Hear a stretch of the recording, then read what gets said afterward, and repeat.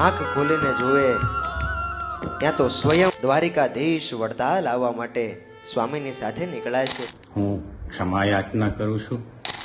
મારો આશય કોઈની ધાર્મિક લાગણી કે માન્યતાનું ખંડન કરવાનો ન હતો. કોઈને ખરાબ લાગ્યું હોય કે કોઈને ખોટું લાગ્યું હોય તે બદલ દિલથી માફી માંગુ. આ જ્ઞાન પ્રકાશ સ્વામીજીએ ખોટો ઇતિહાસ મારી મચોડીને લોકો તો એના મંદિરોમાં આ લોકો જો હનુમાનજીને છે ને એ ચોકીદાર બનાવીને બેહાડવાની વાતો કરતા હોય.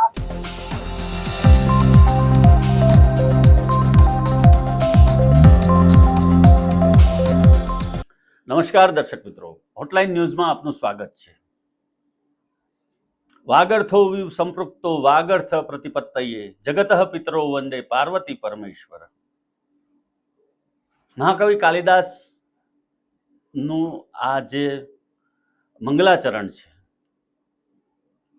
એનો સીધો અને સાદો એક જ અર્થ થાય છે કે આ સમગ્ર સૃષ્ટિના પાલનહાર અને જગતના પિતા એક જ છે, પાર્વતી પરમેશ્વર એટલે કે ભગવાન શિવ.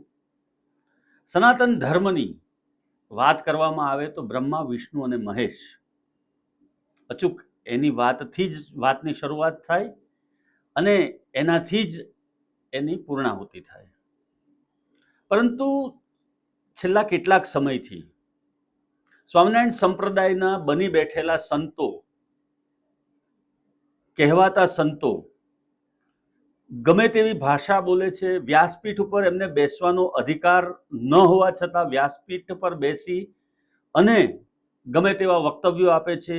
એ આપણા બ્રહ્મા વિશે ગમે તેવું બોલે છે, એ ભગવાન શિવ વિશે ગમે તેવું બોલે છે, હનુમાનજી મહારાજ વિશે ગમે તેવું બોલે છે. હવે એક કહેવાતા સંતે પોતાની કથા દરમિયાન ભગવાન દ્વારકાધીશને ટાર્ગેટ બનાવ્યા છે અને એમણે એવું કહ્યું છે કે દ્વારિકામાં તો ભગવાન છે જ નહીં, તમારે જો સાચા દર્શન કરવા હોય તો વડતાલ આવો. હવે ભગવાનને પણ જો આ રીતે આ લોકો ટાર્ગેટ બનાવતા હોય, આ ઉપરાંત ગુગલી બ્રાહ્મણો કે જેમની આજીવિકા દ્વારિકા મંદિરના પૂજા પાઠ ઉપર ચાલે છે અને ત્યાં જ એ લોકો વસે છે, વર્ષોથી આદિકાળથી દ્વારિકામાં જ વસતા આ ગુગલી બ્રાહ્મણો વિશે પણ આ સ્વામીજીએ ગમે તેવું બોલી અને એમની લાગણી પણ દુભાવી છે. જ્યારે ત્યારે ગમે ત્યારે ઈચ્છા થાય ત્યારે વ્યાસપીઠ ઉપરથી સનાતન ધર્મ વિશે એલફેલ બોલવું એ આ લોકોની પેશન થઈ ગઈ છે. આ લોકો કોઈ પણ ભોગે, પૈસાના જોરે અથવા તો એમની મનોવિકૃતિ સંતોષવા માટે ગમે તે પગલાં ભરતા હોય એમ હવે ગમે તે નિવેદનો પણ આપે છે. વિકૃત માનસિકતા ધરાવતા અને સનાતન ધર્મની સામે, આપણા આરાધ્ય દેવોની સામે જ્યારે આ લોકો આવું બોલે છે ત્યારે એમની સામે પડકાર ફેંકવો પડશે, એમને એમની મર્યાદા સમજાવવી પડશે અને એમણે જે કાંઈ ગોરખ ધંધાઓ કર્યા છે અત્યાર સુધી એ ફરી વખત ઉજાગર કરવા પડશે.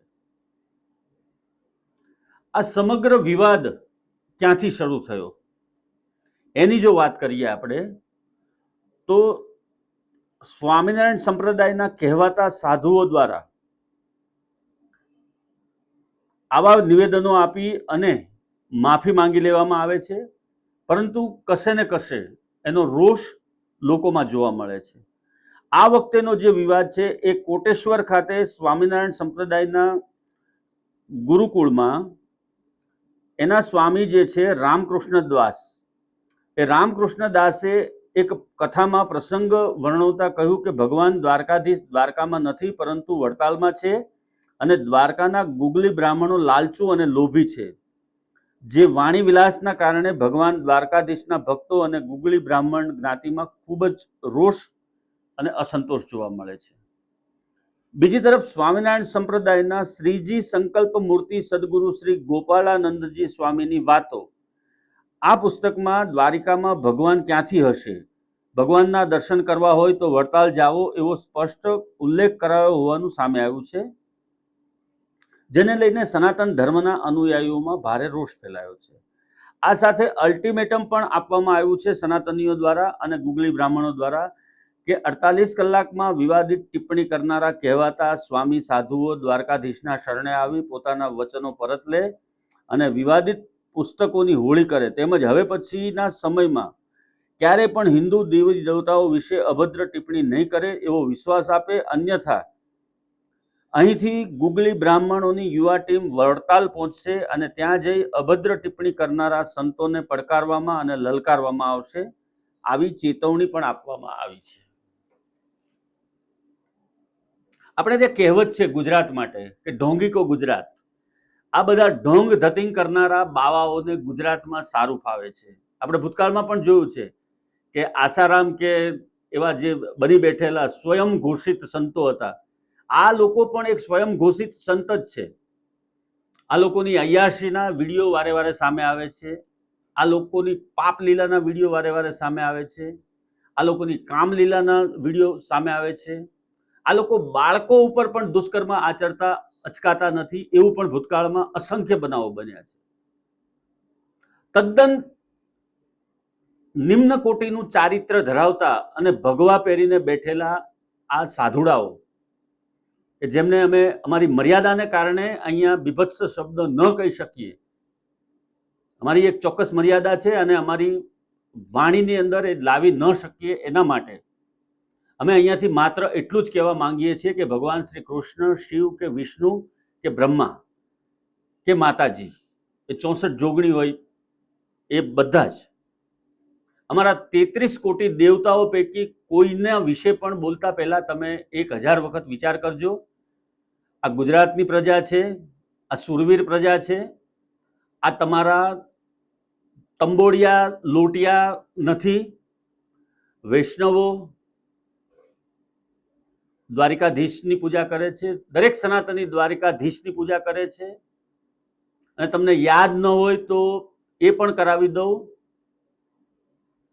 કે મુળુભા માણેકના પરિવારના પબુભા માણેક, એમણે મોરારી બાપુને પણ એક ઝાપટ મારી દીધી હતી કૃષ્ણ ભગવાન વિશે એલફેલ બોલવા બાબતે. તો આ પબુભા માણેક અને એ મેર લોકો તમારી શું હાલત કરશે એ જરા કલ્પના કરી જોજો.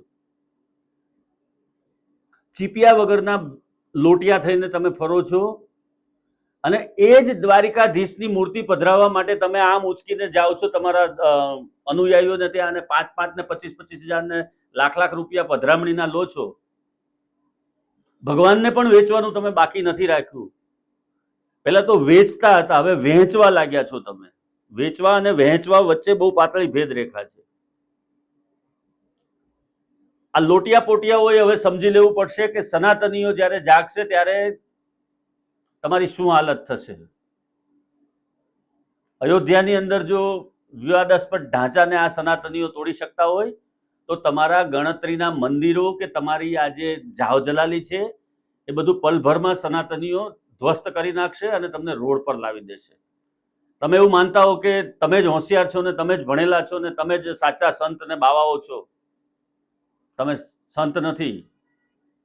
અને ઈશ્વરની ભક્તિ કરનાર તો ક્યારેય કોઈ વિવાદાસ્પદ વાત કરે જ નહીં. સનાતની કોઈ દિવસ કોઈના ઈશ્વર વિશે ઘસાતું નથી બોલતા કે નથી કોઈ બીજી વાત કરતા. તમે જ્યારે આવી કુચેષ્ટા કરો છો, ગુગલી બ્રાહ્મણો વિશે બોલવું, ભગવાન શ્રી કૃષ્ણ વિશે બોલવું, ભગવાન શ્રી કૃષ્ણને જગતગુરુની ઉપાધિ આપવામાં આવી છે. એ જગતગુરુ છે, એનાથી મોટો કોઈ ગુરુ આ સૃષ્ટિમાં નથી. અને તમે કાલના બની બેઠેલા કહેવાતા સંતો અમારા ઈષ્ટ વિશે આવું બોલશો, લોકોની આસ્થા સાથે ખિલવાડ કરવો, આવા પ્રકારના નિવેદનો આપી અને તમારી જાંગ ઉઘાડી કરો છો કે તમારામાં કેટલું જ્ઞાન છે, તો એ બંધ કરી દેજો. હવે આ પ્રજા સહન નહીં કરે. અને જ્યારે ગુગલી બ્રાહ્મણોની અડફેટે તમે હવે ચડ્યા છો તો તમને એની પૂરેપૂરી મજા ચખાડશે. ગુગલી બ્રાહ્મણની અડફેટે તમે ચડ્યા છો એ બરાબર યાદ રાખજો. આંખ, કાન, નાક, ગળું બધું જ ખુલ્લું રાખીને સાંભળી લેજો કે ગુગલી બ્રાહ્મણો તમને હવે છોડશે નહીં. માફી માંગવાથી પણ તમારો પાર આવવાનો નથી. તમારી અજ્ઞાનતા તમારા પૂરતી સીમિત રાખો અને વ્યાસપીઠ ઉપર બેસી અને ગમે તેવા લવારા ન કરો. તમે કૃષ્ણ વિશે એલફેલ વાત કરો, ગુજરાતમાં કૃષ્ણ વિશે તમે બોલો ને આ પ્રજા સહન કરશે એવું તમે માનો છો? એ શક્ય નથી. હવે દ્વારિકા કે મથુરા છોડીને 1500 કિલોમીટર દૂર ગુજરાતમાં જો કૃષ્ણ ભગવાન આવી અને વસતા હોય અને સોનાની દ્વારિકા ઊભા કરતા હોય તો આ ગુજરાતની ભૂમિ કેટલી પવિત્ર અને સત્વશીલ હશે એ વિચાર કરો. તમે કૃષ્ણ વિશે એલફેલ બોલો અને ત્યાં જ છે ને વડતાલમાં નથી, તો દ્વારિકાધીશે વડતાલમાં કેમ રાજ ન સ્થાપ્યું મથુરાથી આવીને?